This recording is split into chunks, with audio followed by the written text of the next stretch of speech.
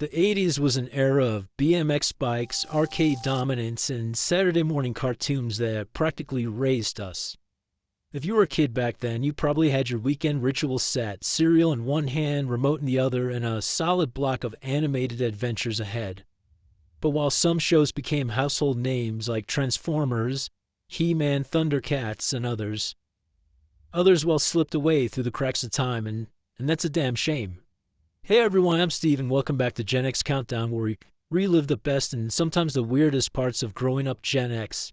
Today we're diving into those forgotten 80s cartoons, the ones that had killer concepts, wild animation, and in some cases some serious toy tie-ins. But for one reason or another, they didn't quite achieve Saturday morning Hall of Fame status. Thanks to everyone in the comments, we unearthed another 10 not quite forgotten 80s cartoon artifacts. So whether you barely remember these shows or you are one of the true believers who watched every episode, we're about to take a deep dive into some lost classics. And if you're still here, this video was definitely made for you. So hit that subscribe button and let's get started.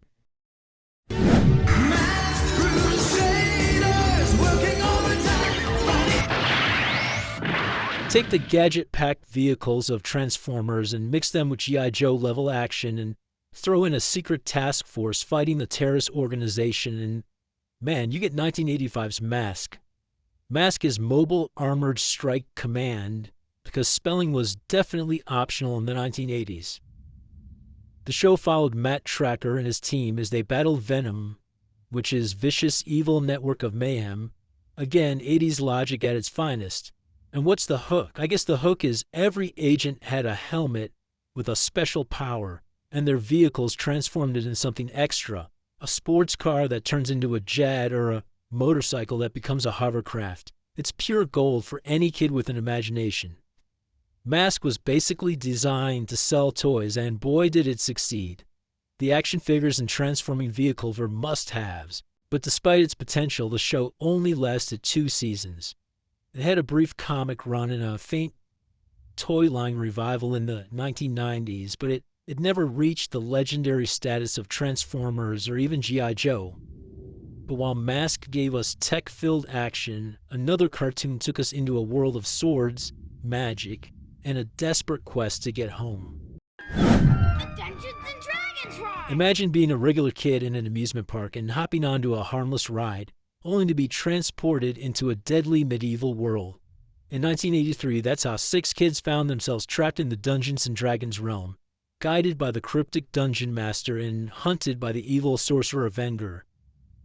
Each kid got a magical weapon. Bobby had a club, Hank had a bow, and Sheila had a cloak that turned her invisible, arguably the best power. The stakes were real. Unlike most cartoons, the heroes didn't just fight villains, they were trying to find a way home. Despite having a huge fan base, the show was abruptly canceled before it could wrap up its storyline. There was even a final episode script where the kids discovered that they died in the real world and this was their afterlife. Yeah, it was pretty dark for the 80s. And speaking of epic quest, the next show on our list took us on a journey through ancient civilizations with a dash of sci-fi mystery. Children of the sun, see your time has just begun. This one was different. It's a mix of adventure, history, and sci-fi. The Mysterious Cities of Gold from 1982 followed a young Spanish boy Esteban on his quest to find the legendary lost cities in South America. Along the way, he was joined by Zia, a kidnapped Incan girl, and Tao, the last of a lost civilization. It was an animated Indiana Jones for kids, and it was filled with ancient mysteries, golden artifacts, and surprisingly deep storytelling. The animation was a unique blend of French and Japanese styles, and the show even included history lessons at the end of each episode. It was very ahead of its time, but because it was more educational than toy-driven, it never got the same push as other 80s cartoons. And if you like the idea of history meeting sci-fi, then you would have loved our next entry, which took Greek mythology and launched it into space. Now here we have Greek mythology meets Star Wars. It's 1981's Ulysses 31, and it took the classic story of Odysseus and hurled it into the 31st century. Instead of a wooden ship, Ulysses was the captain of a starship, and instead of angry sea gods, he was on the run from the actual gods of Olympus who were seriously ticked off. The premise was Ulysses accidentally angers the gods, and as punishment, his crew was put in the suspended animation, leaving only him, his son, and a blue-skinned alien. Also, there was a floating robot sidekick that he used to navigate their way home. The show really had everything. It was epic space battles and philosophical questions and a killer synth soundtrack that made it feel way ahead of its time. But despite its cool premise, it only lasted one season. Likely because it was too deep for the average Saturday morning audience. I recall seeing a few of these episodes, but I definitely wasn't a staple in my Saturday morning viewing. Speaking of space battles, our next show featured a team of puppet-like heroes piloting one of the first combining mechas in TV history. Guys, if Thunderbirds and Voltron had a weird, forgotten baby, it would be Starfleet from 1982. This British-Japanese puppet-based space opera followed the crew of the X-Bomber, who were battling an evil alien empire called the Imperial Alliance, and they sound horrible. Instead of traditional animation, the show used Super Mario Nation-style puppetry, similar to Thunderbirds but with a distinctly anime-influenced story. The best part is the X-Bomber could combine into a giant robot called DiX, making this one of the first combining mecha shows to hit Western screens. And while Starfleet gave us a unique take on robotic battles, our next entry was all about building your own futuristic war machines. The Protectons and Terracors are forced to transfer their essences into the huge, powerful bodies of Robotix. Transformers was the king of robot-based cartoons, but Robotix was its forgotten sibling from 1985.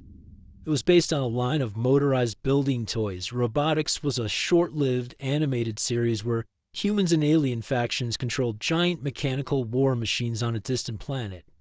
The animation was super solid, and the concept of sentient robots that had to be piloted was a super cool twist. But without a full series to back it up, it quickly faded into obscurity. Now let's shift gears from robots to something way more unusual. A sports-themed cartoon with a magic gym bag. You're a hero from another planet. Smart Billy. A 1982 cartoon about a kid with a magic gym bag that could produce any sports equipment he needed. That was Sport Billy, and it was way more popular in Europe than in the US. It was originally created in Germany, and the show got an English dub and even became the official FIFA mascot for a while. But despite its bizarre premise and tie-ins to actual sports organizations, it disappeared from mainstream pop culture pretty quick. But if Sport Billy wasn't your thing, maybe giant robots battling evil scientists will sound more familiar. I know that's my thing. From the minds of mortal men, the mightiest of machines. TRANZOR Z! Now, before Voltron and Gundam, there was M.A.S.K Z, and I'm likely not saying that right, and I don't know it by that. But it's one of the original giant robot anime series from Japan. And when it was brought to North America in 1985, it was rebranded as, well, we all know it as TRANZOR Z, because apparently someone thought that sounded way cooler, and I have to agree. The show followed young hero Tommy, who piloted TRANZOR Z, a massive mecha built to protect humanity from the evil Dr. Hell and his army of mechanical monsters. It had all the classic anime mecha tropes. It had epic battles, ridiculous villains, and a robot sidekick named Aphrodite who, well, let's just say her missile tech was not designed with kids in mind at all. And while TRANZOR Z had a brief moment in the spotlight, it was quickly overshadowed by Voltron and Robotix. But speaking of futuristic battles, our next entry took interactive storytelling to a whole new level. Power on. Captain Power and the soldiers of the future. Now this one is half cartoon and half live-action sci-fi experiment. It's 1987's Captain Power, and it was one of the most ambitious kids shows of the 80s, and probably too ambitious for its own good. It was set in a dystopian future where machines had taken over the Earth. Captain Jonathan Power led a resistance using high-tech battle suits, and the wildest part was the show was actually interactive. Yeah, if you had a Captain Power toy, you could actually shoot at the screen during certain sequences and score hits on enemy targets. It was basically a video game disguised as a TV show, and that was super way ahead of its time. Unfortunately, the budget was insane and the show was too dark for most networks. So after just one season, Captain Power was completely scrapped, making it one of the most fascinating what could have been stories in the 1980s TV history. And if you thought Captain Power had an intense backstory, our next entry had one of the most dramatic premises in mecha anime history.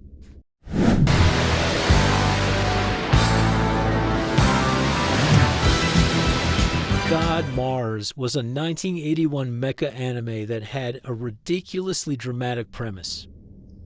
A young boy named Takeru is sent to Earth as a sleeper agent. He's carrying a robot named God Mars that will destroy the planet when the time is right. But there's a plot twist. Man, this kid loves the Earth.